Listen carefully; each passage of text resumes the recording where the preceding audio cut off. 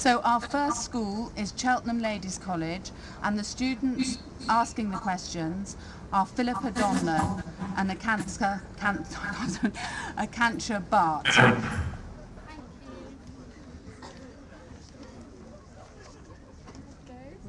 Okay, hi. In your opinion, do you feel that we are heading for a double-dip recession? And if so, what effect will this have on entrepreneurial activity? Well, I don't think we're heading for a double-dip recession, but I also don't think that a recession has any bearing on entrepreneurs. It shouldn't prevent them from starting a business or affect their business. I started my business in one of the worst recessions of all time, back in 1967. Based on your experience, how much of a role has luck and chance played in your business compared to hard work? There's no luck in business. You know, you could be lucky once, maybe twice, but in the long haul, it's all down to hard work, determination, experience, honesty and integrity. Thank you.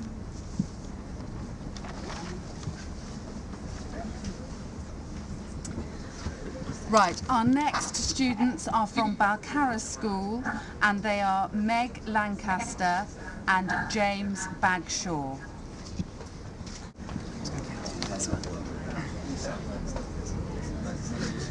Good afternoon. Balcarras are wondering, do you have any regrets throughout your career in terms of business ventures that you didn't pursue or did pursue?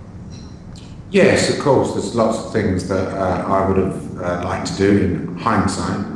Hindsight's a great word. I think what you've got to do is look back on making more good decisions than bad decisions, and that's what most business people do.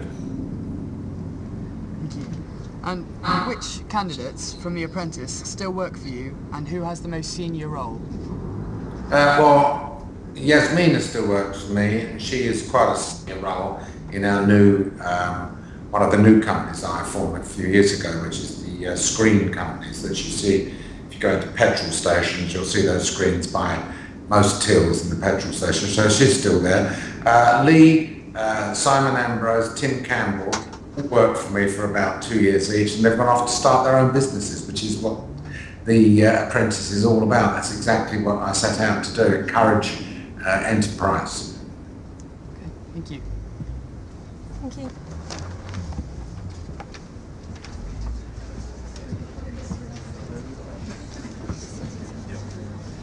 Okay, the next students are Dean Close School, and they are being represented by Lydia Bolton and Jonathan Davis. So here they are.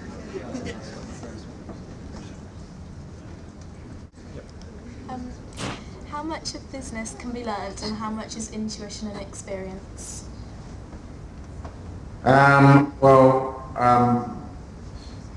Business you learn as you go along, but you need to have the right aptitude before you start. Entrepreneurial spirit is something that's built into you. It's not something that you can learn from a book. So you have to have some kind of enterprising spirit within you, but you will then learn as you go along. More and more entrepreneurs are looking for outside investment from the start of building into their business plan.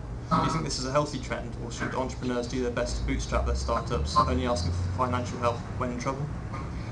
I don't like this tendency of writing business plans and expect someone to give you the money. That's not my style. Why should someone invest in you? Because you've got a nice fancy spreadsheet and you claim you have a good idea. If I had £1 for every person that came to me with their good idea, I wouldn't need to do any more work. No, you need to have some commitment, your own money, and you need to show what you're going to put in any business you want to start, apart from a good idea and a fancy spreadsheet. Right, the next school is Pate's Grammar School, and the students with the questions are James Watkins and Maggie Heppel-Joyce.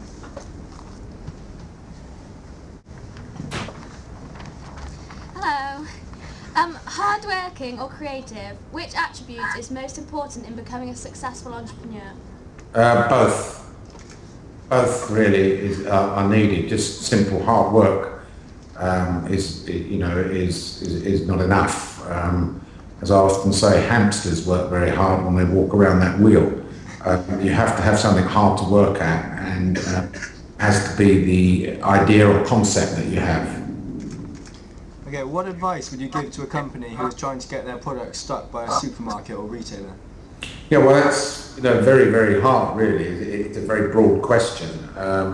You have to keep hammering away at the right type of contact at the supermarkets. I know that companies like Tesco's and Waitrose do have specialised departments that are there to listen to small traders rather than just giant organisations. So they do have facilities to do that, and they will tell you very quickly whether your product's got any legs or not.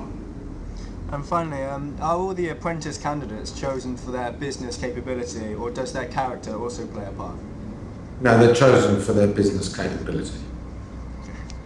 Thank you. Thank you very much.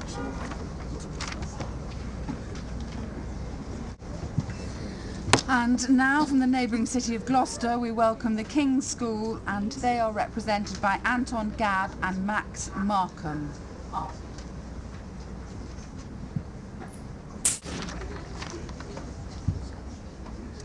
Afternoon. What advice would you give to someone starting their own company in today's economic climate? Well, I don't think the economic climate has anything to do with it at all. My advice to anybody starting their own company is, do they have a good idea? Do they have any experience in what they're doing? And what is it that your company or idea or product or service, what's in it that's not already available in the marketplace? So they have to be realistic.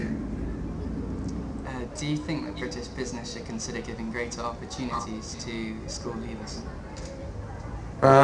Well, British business or any business really. I don't see what's got to do with being British business. It can be any company that's there, whether it's an American company or whatever. Of course, opportunities should be given to school leavers, generally speaking. But then again, what one needs is people with determination, some sort of skill, and some sort of enterprising culture about them. Thank you, thanks.